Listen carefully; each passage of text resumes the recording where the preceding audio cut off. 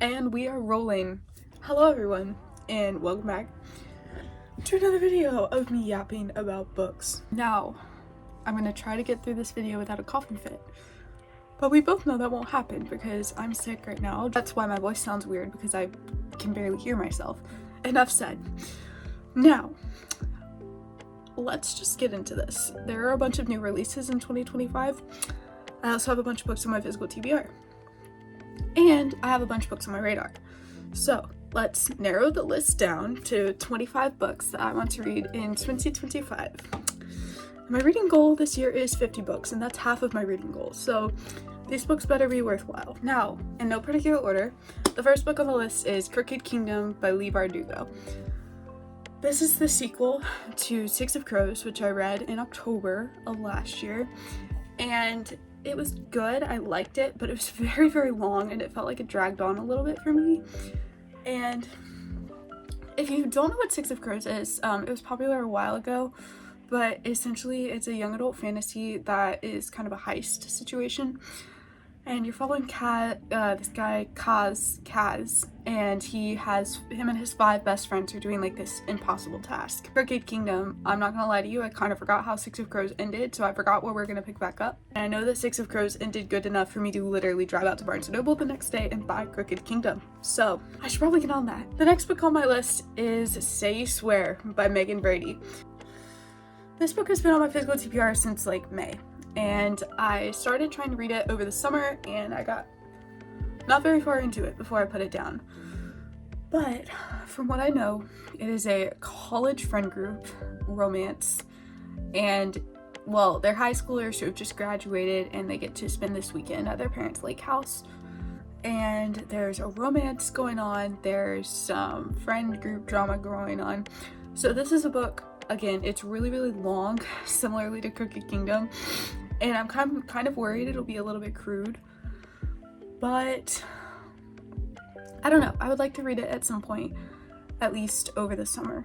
The next book on this list is Dark Matter by Blake Crouch, and this is a science fiction.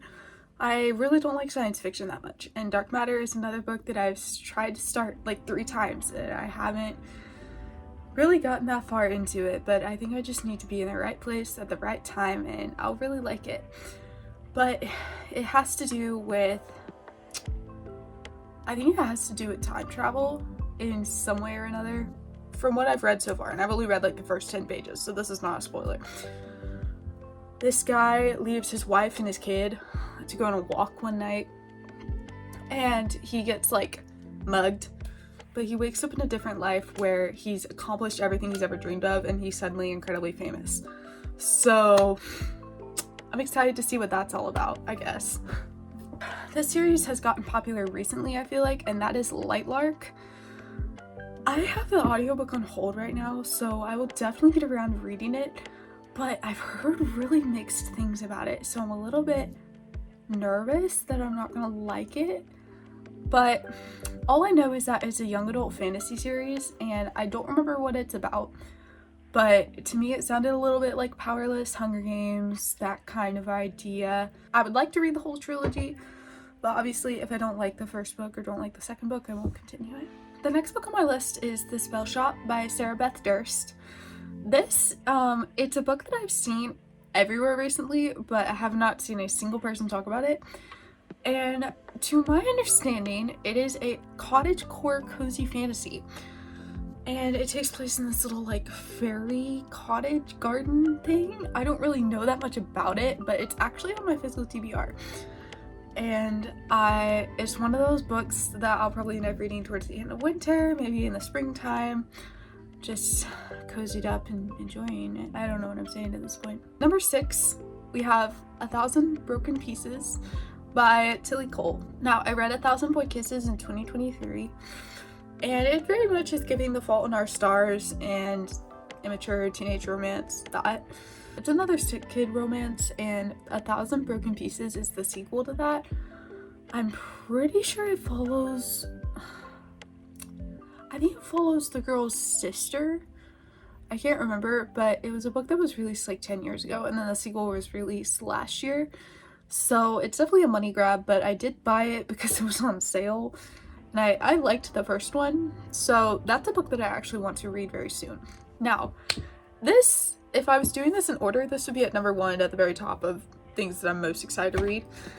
And that is Onyx Storm by Rebecca Yarros. This is the 3rd installment in the Empyrean trilogy, which is Fourth Wing, Iron Flame, and now Onyx Storm.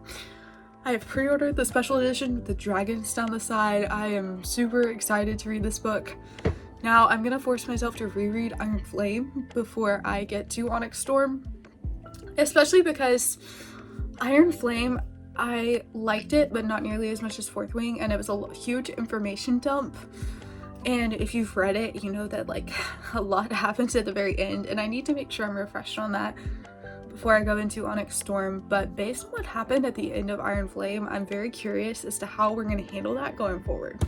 Similarly, another book that's at the very, very top of my list that I'm excited to read is Fearless by Lauren Roberts. Now, this is the 3rd book in the Powerless trilogy, and I loved Powerless. I really liked Powerful.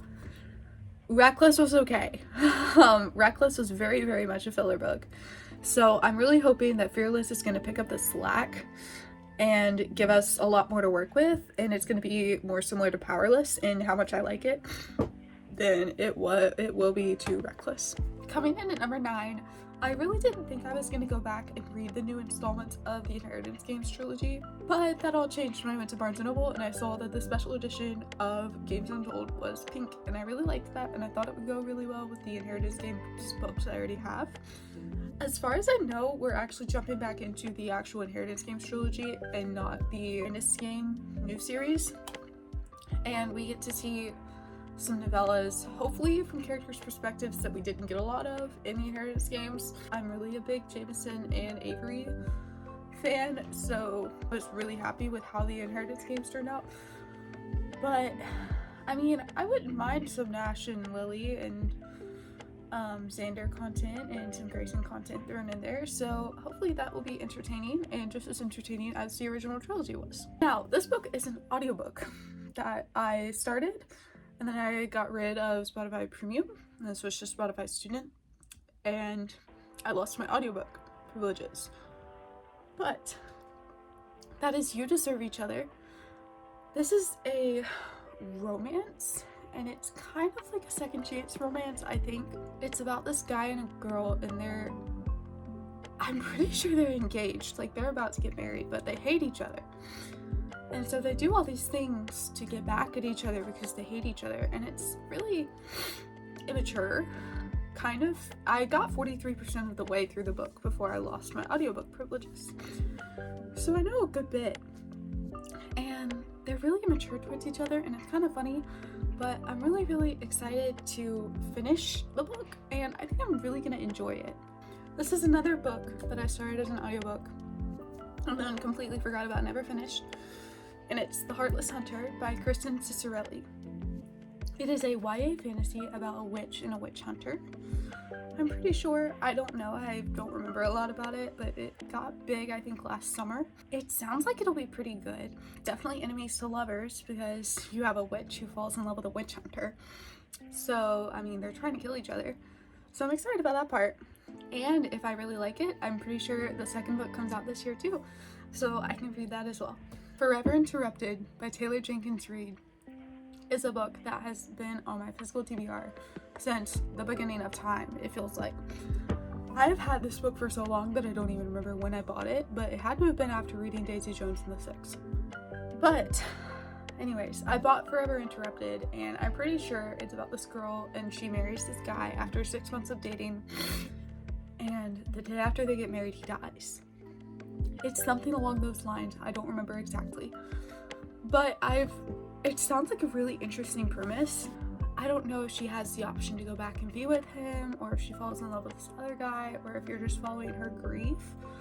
But either way, it sounds interesting. I think it's just lost the allure because it's been sitting on my physical TBR for so long. But we're gonna read it in 2025. The next book is, at the time of this video, the book that I'm currently reading, but I am putting it on this list anyways, and that is Spells for Forgetting by Adrienne Young. Those of you who've been watching my recent videos know that I've recently become obsessed with Adrienne Young. She wrote The Unmaking of June Farrow and The Fable and Namesake duology, and I really love both of those, or all three of those books. So Spells for Forgetting is another magical realism that she has, and it's about this really tiny little island and small town vibes. You get the idea. But there was this fire and this girl was killed like 14 years ago, and the guy who was accused of killing her was exiled from the island. But then he comes back because he has to bury his mother, and it all kind of escalates from there. I'm really excited to see where that book goes. Number 14 is If We Were Villains by M.L. Rio. This is a book that I've put on my mental fall TBR every year, and I've never gotten around to reading it. But essentially it's like a Shakespeare thriller, dark academia, and I've heard mixed things about it, especially as someone who doesn't understand Shakespeare all that well, but I'm willing to give it a try, and I feel like I cannot call myself a reader if I haven't read this book. Number 15 is Emily Henry's new release, which is A Great Big Beautiful Life. I've read her previous 5 releases that have gotten really big, and I am super excited to read this one. All of them have been rated a 4 stars or higher, so I know this one will be too. I actually know nothing about it. I've heard it compared to Beach Read, and Beach Read is my favorite Emily Henry book, so if it's anything like Beach Read, it'll be really good. Now, number 16 is just the Throne of Glass series as a whole. At the time of filming this video, I am reading Empire of Storms, so that means that I have Empire of Storms, Tower of Dawn, and Kingdom of Ash left to read. And I'm definitely going to finish that series this year. It's just a matter of how long will it take me. Number 17 is Abby Jimenez's new book, and it is Say You'll Remember Me. I have no idea if this book is a part of a new series or if it's still a part of the Part of Your World trilogy. I don't think it is. I think it's the start of a new series, but I found her last year by reading through her entire Part of Your World trilogy, and I really enjoyed it. Her books are very light and fresh, and I love her characters. They just feel like they would be my friends in real life. They're amazing, and I always feel like I learned something from reading one of those books, and they're just so relatable and perfect, and I'm super excited to read another one of her books. Number 18 is from another author that I've read. I've read all of her big releases. I haven't read any of her small releases from before she got famous, but it's Ashley Poston, and it is Sounds Like Love by Ashley Poston. I've read her 3 previous releases, and they have been really good. I didn't love Dead Romantics, but I loved the other 2 books, and I think I'm gonna love Sounds Like Love. However, I do not have a musical bone in my body, and Sounds Like Love is about 2 musical people from what I've heard. So that is going to be interesting as to whether or not I'm able to follow it, but I think if she does chemistry really well, I think. So I think I'm going to like the 2 characters and their romance, and if they share the same passions, I'm sure that that will only help their chemistry. Now, this next book is another book that I've only heard a couple people talk about, and I just picked it up at my independent bookstore, my local independent bookstore, and we're gonna see if I like it. But it is The Love of My Afterlife. And from what I understand, this lady dies by like choking on a hamburger or something, and then she falls in love with someone in the afterlife, and then he gets taken away. So I have no idea what's going on with that book. It sounds really cheesy and really fun. So that will definitely be used as a brain break book at some point in the near future. Now, last year I read None of This Is True by Lisa Jewell, and it was a thriller that really heavily incorporated podcasts. And the year before that I read Good Girl's Guide to Murder, which was thrillers that heavily incorporated podcasts. So this year I'm going to read Listen for the Lie. I forget who it's by I think Amy something. But I don't know much about this book. I just know that it's been talked about, and I think it was a book of the month book. And my library has it as an audiobook, so I am going to listen to that book, and all I know is that it involves a podcast. and I have a good track record with thrillers that involve podcasts, so I'm excited.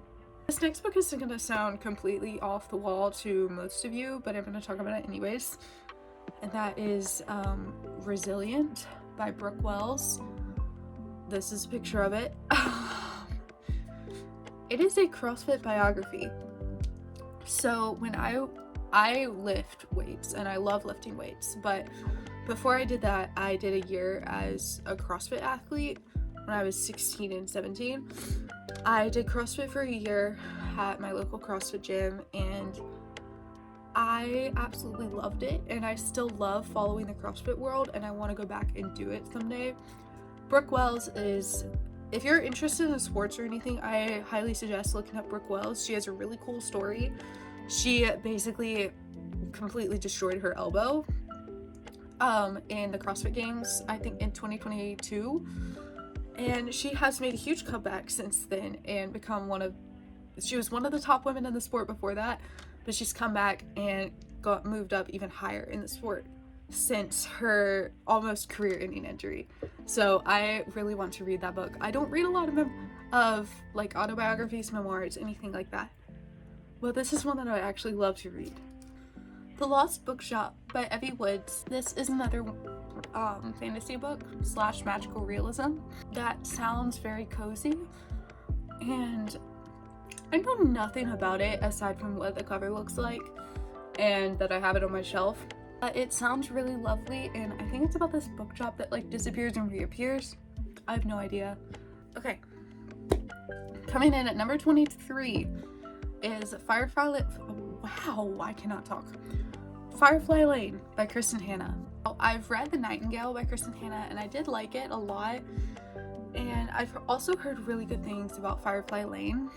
As far as I know, it is a story about two women who are best friends, and it kind of follows them over the course of their life. Kristen Hanna writes historical fiction, so I know that it takes place, I'm pretty sure at some point during the 1900s. I'm not sure when exactly. Obviously, if it follows the course of their lives, it's going to span a very wide period of time. So, but it just sounds like a really, really sweet book to read, and I would love to get to it this year. At number 24 is a book called Beautiful People. Again, I forgot who the author is, but it's another audiobook that I have on hold at my library that I really want to listen to. I don't know a lot about it. I know it's a literary fiction, and it's not a very happy literary fiction. I'm pretty sure it's about a troubled kid who finds solace in a different family, but the other family is not as picture perfect as he thinks it is. I could be completely making that up. I probably am completely making that up, but either way, it's literary fiction. I've been loving literary fiction lately, so I'm sure I will really like that book. Last on the list is another book by Adrienne Young, and that is Sea of Unspoken Things. This is her new release. Unlike Spells for Forgetting, I know nothing about it, but I've heard it's a little bit supernatural, so I'm probably going to wait to hear other people's opinions on it before I decide that I'm definitely going to read it. But as of right now, it takes up the last spot on this list, and hopefully it's nothing too creepy or crazy because I would really like to read it. Alright, well, that was easy. That was the 25 books that I want to read in 2025. Thank you for listening to me yap for this long, and hopefully you got some books to add to your TBR for this year. But yeah, anyways, thank you guys so much for watching, and I will see you soon.